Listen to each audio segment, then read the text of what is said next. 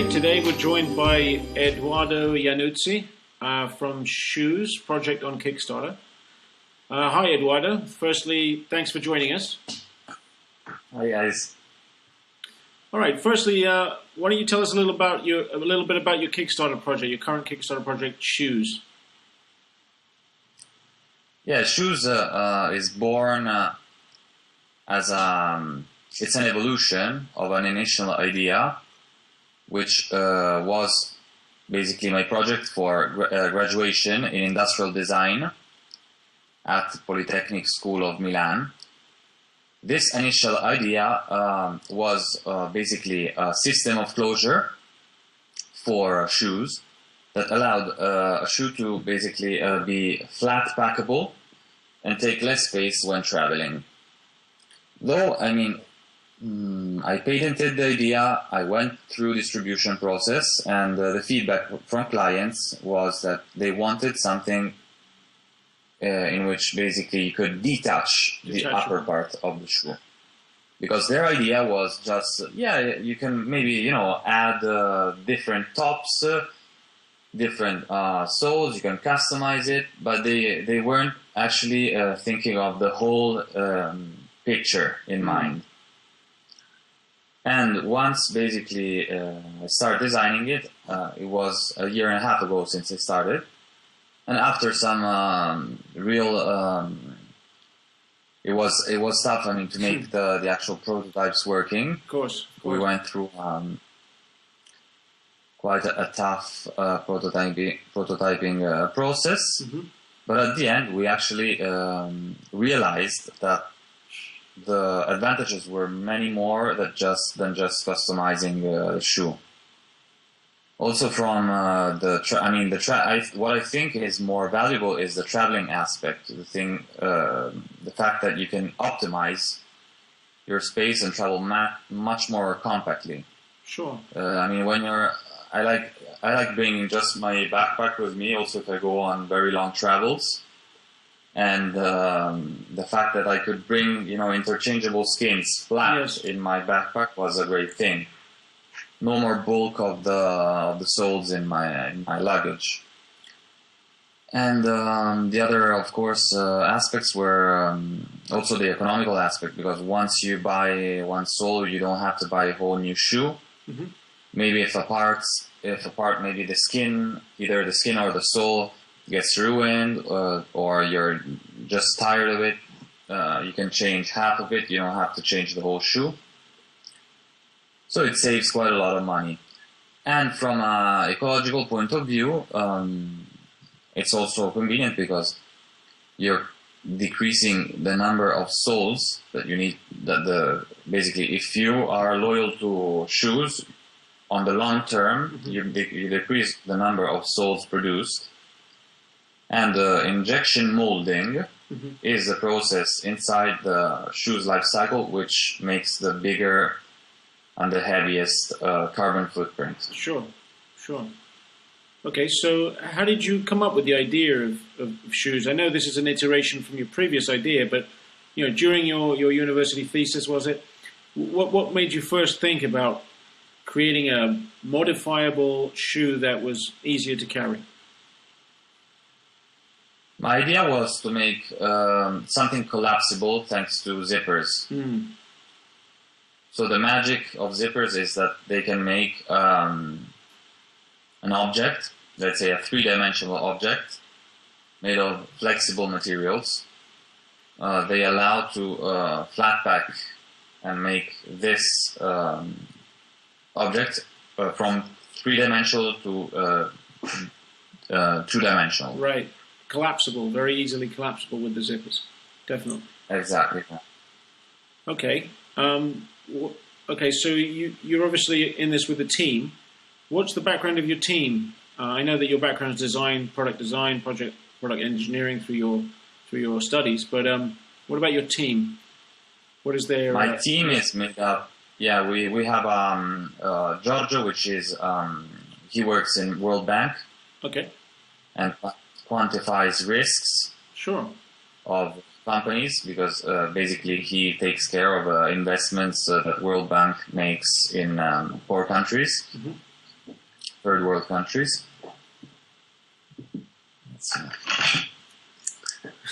My coffee. Yes. And then we have Jacomo, which is entrepreneur. Yes. He had a startup in Bitcoin. Bitcoin, right? In New York, yeah. And basically, he traded all his bitcoins when it reached the highest Peak, yes. point in valuation of bitcoins. About $1,200 a coin, then, wasn't it?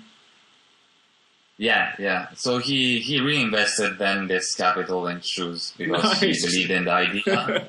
Yeah. Nice way of capital raising. Yeah. Awesome. Okay, so what about the development process of this thing? I can imagine, these are all parts, apart from the zippers, I understand, are sourced from Japan, YKK, but the other parts of the shoes, where are they sourced from? And tell us a little bit about the prototyping process that you went through. All the other parts are, let's say the shoe is manufactured in Italy. Mm-hmm. And we get the leathers from Italy. Our cottons, our materials for the uppers are all sourced from Italian companies. Workmanship is Italian. Mm-hmm. We have a factory in Italy which makes our shoes, and with which I started working since the beginning with my first brand of shoes. And basically, the prototypes, what the difficulty of the prototype is sewing a zip mm-hmm. in with a curve in a three-dimensional position, right? And making each shoe interchangeable. So every top has to be standard, yeah. Like produced by a machine, but actually it's produced by people because it's impossible to have a machine that makes, swing in a three-dimensional curve. Yes, I understand. It requires the human being. It requires human beings. Okay. Did you the difficulty is making something like a machine in a standard way, mm-hmm. but with humans. Did you face any problems during the process? Was there something that, of course, once you'd solved the curve issue with the zip, I understand you've got like a microfiber you're dealing with to create a softness in the inside. And how did you go about choosing these materials? We try to choose the best materials really on the market. For example, our insole. I go to basically material trade shows mm-hmm. where all the suppliers meet together. Especially for the shoe, there is this trade show called MICAM in Milan, and you get basically pavilions. So a pavilion for the leathers, a pavilion for the synthetics, a pavilion for the accessories. You can really get to meet all of the suppliers from all over the world there, and that's where also I found this really incredible insole, which has a recently patented foam, mm-hmm. which is called the Dry Go, and that you can basically while using it absorbs the humidity of the foot, so it keeps your foot completely dry. And when you take it off, it releases the humidity. Over this layer of foam, there is a layer of cork, which insulates the foot from heat and cold. Mm-hmm. And over the cork, there's a layer of microfiber. Right. So yeah, it's quite a complex piece in the end, isn't it? And it's sourced from some very interesting materials, very interesting design. Very new concept. I know there's been a lot of success in the market for things like Crocs, which is the all plastic shoe. But from my experience, I haven't seen anything quite as modifiable as what you've created this far. So that's very interesting stuff. Where do you see your company going? Where do you see this Shooz brand? I think the major areas of development will be, as country speaking, will be United States, Northern Europe, and I'm not speaking about probably Southern Europe, because the sales will be more online. Right. So Southern Europe is a little bit still Behind, yes. Behind, and Asia. Emerging markets. And yeah. So do you Also in plan? Asia, probably China, Korea, Japan, Sure, yes. Taiwan. Yeah. So are you planning to? Is the company planning to basically sell direct to customers and not enter distribution channels at this stage? Just kind of being it will be slightly boutique. It'll be online boutique store. Is that your plans? Exactly, yeah. Because the concept is so unique, and the shoe needs to be supported by the correct and the right communication. So you can't just take shoes and place it on a shoe shelf together with other 10 different brands, right? In a multi-brand online or physical shop. It needs to have its own marketplace. Right. Understood. Okay, so this is your first Kickstarter, right? Yeah. How are you finding the experience? I know you've still got a little bit of, you've got maybe over 3 weeks left, but how are you finding the experience so far? The whole process of creating a campaign, getting the video, all of this stuff. How did you find it? It's much harder than I thought. Very engaging in a sense that the satisfaction is very different from the traditional distribution, when a client comes, buys 1,000 of shoes, signs an order, and sends you the wire transfer. Here you get so many feedbacks from your direct consumers, and the satisfaction is much higher. Oh yes, because you see, you can get much. The straight feedback of the user. Yes. In fact, I can't wait to ship all of the shoes to our backers and see, and get the actual physical feedback. Of course. That's one thing. Shoes are a very difficult. I always say that people usually go to shops to try them on, see if it fits right. What have you done to kind of ensure sizing? Have you followed international sizing procedures? Do you do half sizes? No, we have basically we will send an app to all of our users. This app is called shoesize.me, and it works like this. Every size of shoes gets tried on. Everyone that tries each size gives the correspondency of his shoe size with all the other shoes that he owns. We get all the information for every size, put it in this app, which has an algorithm that basically crosses over this information with 20,000 brands it has in its database. So, for example, at home you have a Nike, XR30 size 8.5. You put it in the app and you get your size of shoes. Oh, okay. It's like crowdsourced information. Very, very interesting. Yeah, it's a newly developed app which is mainly used for shoe marketplaces. And we are the first shoe brand using it on Kickstarter. That's great.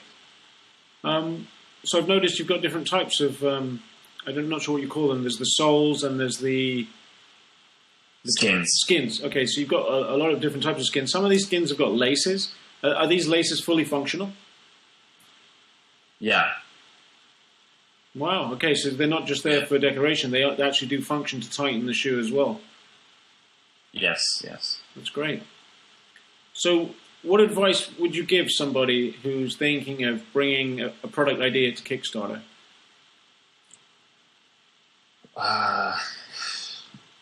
Ensure, of course, to have a coordinated image to present the product in with a coordinated image. So take care of the aesthetics, how you present the product. Mm-hmm. Images need to be very high quality. The video, we spent 2 months on the video, and I was correcting the video on the morning. The last correction was the morning before we put it online. We had we tried like 4 different people recording their voices over the video. Right. And we had the last one the day before, which was the one we actually chose. Like, if a product and a project in general is not perfect in every aspect, it's not worth putting it up. You need to be 100% sure, 200% sure of every aspect, and then you can put it online. I mean, it's very difficult to know when the project is perfect, because, you know, for example, perfectionist people, there's always something new, like, and you risk to go in a loop. Yes. So you just have to understand when it's at least the perfection that is good for the market. Did you get a lot of feedback before you launched? Did you give it out to friends, family, company, people you'd worked with before, just kind of getting some feedback? No, because I'm quite a perfectionist, so I was pretty sure, I mean, when was the moment. And I didn't want to release it before. I wanted to have the surprise, the wow effect. Sure. Tied with the commercial possibility of buying it. So I just built some audience before by sending basically a survey. Okay. To all of my Facebook friends, asking them which was the logo they thought was more indicated for the brand, what did they think about the ecological aspect, engaging them and asking them feedback that had, in a sense, some power to direct our choices. And this way, I mean, we built a first audience. Mm-hmm. And what I can suggest is to send customized messages to everyone. Do not rely on web applications that say they will send customized messages, because they will never be like you. Mm. And if you do group messages, they will take probably 3% answers. Right. If you do direct and customized messages, you will get 50%. Yes. So that's the difference in the effectiveness. You just have to give up sleeping for some days and send out messages to all of your contacts. How about marketing and advertising and such? Have you guys dabbled in that at this stage, or are you pushing your own stuff through social media? I think it's good if you can do everything yourself, because you save some money. You just build your list of PR contacts of magazines. You can download PR lists with name and last name of journalists that are in your field. I had the luck of being able to get a PR agency. Okay. So they contacted every journalist, but I actually acted like there was no agency on our side. Right. And anyways, I tried contacting, also sending emails to journalists, and also my partners did. We actually worked as if we didn't have any agency. Right, very proactive amongst the team members to push the product as well. Yeah, you can also look up, the different Kickstarter projects that maybe can be similar to yours. Yes. See above the page where they have been mentioned, and sign the names and contact them yourself. So there are many ways to build your PR list. Right. Okay. And this is your first project on Kickstarter, but were you aware of Kickstarter before you decided to join to launch a project? Were you aware of the platform? Had you used it before? Yeah, I backed a couple projects before, and actually I felt the emotion of backing a project, which is a big thing. I mean, when you receive the product in the end, it's an emotion. I mean, I was jumping like a kid that received this a Christmas present, and it was about these magnetic notes. Okay. From Tesla Amazing, which was a very cool campaign, and the product was amazing. So I started, attaching these magnetic notes everywhere, posted a video, and then we became friends with with the project. Nice. So. Oh yeah, good advice there, Eduardo. Okay, thank you for your time in this interview. Thank you for joining us, and we wish you all the best on the Shooz campaign. Still plenty of time. Thanks. And we will catch up with you soon. All the best. Thanks, Nico.